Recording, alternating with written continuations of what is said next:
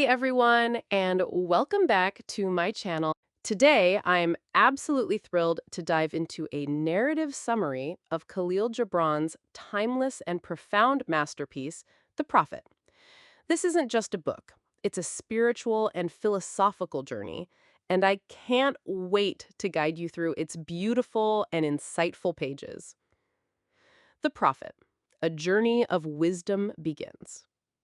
Imagine a vibrant, bustling island city called Orphalese. It's a place filled with life, markets overflowing with goods, people going about their daily routines, and a strong sense of community. For 12 long years, a wise man named Almustafa has lived among them. He arrived on their shores as a stranger, but quickly became a beloved spiritual guide and a trusted friend to the people. He has been patiently waiting, his gaze fixed on the horizon, for a ship that would finally take him back to the island of his birth. Finally, the day arrives. A single white sail appears on the distant sea, and the news spreads through the city like a gentle wind. The people of Orphalese, who have grown to love and depend on Al-Mustafa's wisdom, gather to say their goodbyes. There's a mix of sadness in their hearts at his departure and eager anticipation for one last moment of his profound insight. As he makes his way through the crowds towards the harbor, he's approached by Almitra, the seeress. She is a woman who, more than anyone else, has understood Al-Mustafa's true nature and his deep connection to the divine. She urges him to speak to them one final time, to share his wisdom on the fundamental aspects of human life before he leaves. And so, Al-Mustafa, with a heart full of both love and sorrow, begins to speak. He doesn't offer grand speeches, but rather poetic truths and parables that resonate deeply with every human experience. The wisdom of love, marriage, and children. Al-Mustafa starts with the most powerful and often most confusing emotion, love. He describes it not as a simple, fleeting feeling, but a profound, all-consuming force that both nurtures and challenges us. He tells the people that when love beckons, they must follow it, even if the path is difficult and steep, for it is a journey of growth. He emphasizes that love can both be a source of great joy and a demanding force that shapes and changes us. His words on marriage are equally profound. He says that while two people become one in a sacred union, they must also maintain their individuality and personal freedom. He uses a beautiful metaphor, saying they should stand together, but not so close that they lose themselves, just like the separate pillars of a temple or two trees growing side by side, each needing its own space to flourish and reach for the sun. When speaking about children, he offers a revolutionary perspective for parents. He says that children are not possessions to be owned or controlled.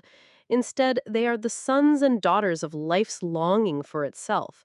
He explains that parents are merely the bows, and their children are the living arrows that are shot forward to find their own destiny. Their role is to guide and nurture, not to dictate, recognizing that their children have their own unique paths to follow. Insights on giving, work, and joy. Next, he turns to the act of giving. He explains that true giving isn't just about sharing what you own, but about giving a part of yourself, your time, your compassion, your love. This kind of giving, he says, is the most meaningful because it comes from a place of joy and abundance without any expectation of return.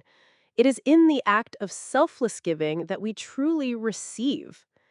On the topic of work, Al-Mustafa elevates it beyond a simple chore or means to an end. He calls it love made visible, a way to express our passion and connect with the earth and with each other. He advises the people that if they cannot work with love in their hearts, it's better to stop and find something that brings them happiness. For work without joy is a burden. He emphasizes that when we pour our souls into our work, it becomes a source of great fulfillment. He then speaks of joy and sorrow, telling the people that they are two inseparable companions in life, like the ebb and flow of the tides.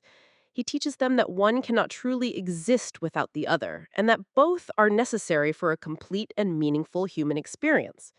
He encourages them to embrace both, knowing that sorrow is often the key that opens the heart to deeper joy. The journey continues. From houses to death.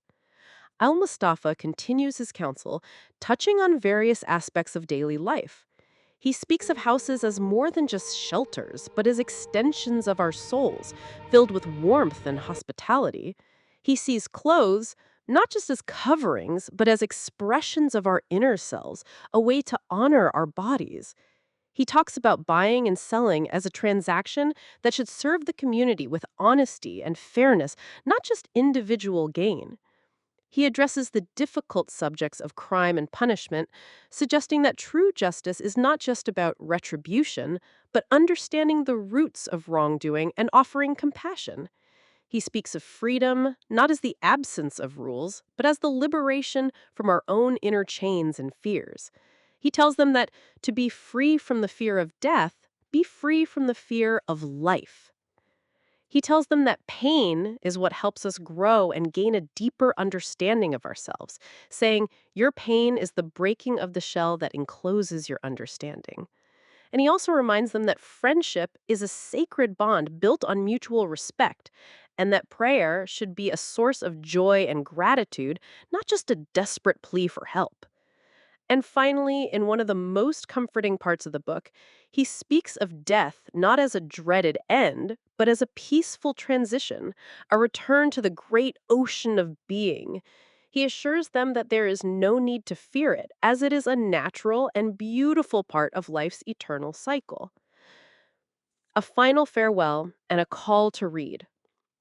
As Al-Mustafa finishes his profound discourse, the people of Orphalese are left in a thoughtful, quiet silence, their hearts filled with his incredible wisdom. Then he boards his ship, which slowly pulls away from the shore, carrying him towards his unknown destination. The people watch, their minds and spirits forever transformed by his presence and his words.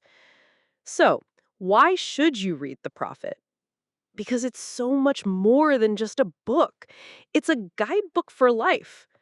Gibran's poetic and simple words offer a fresh perspective on universal truths.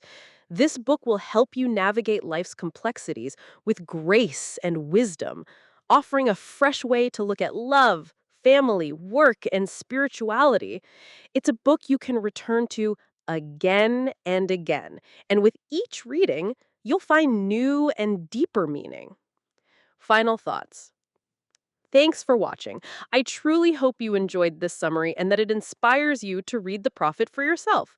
It's a book that can change your perspective on so many things. If you liked my efforts, please like and subscribe. See you in my next video.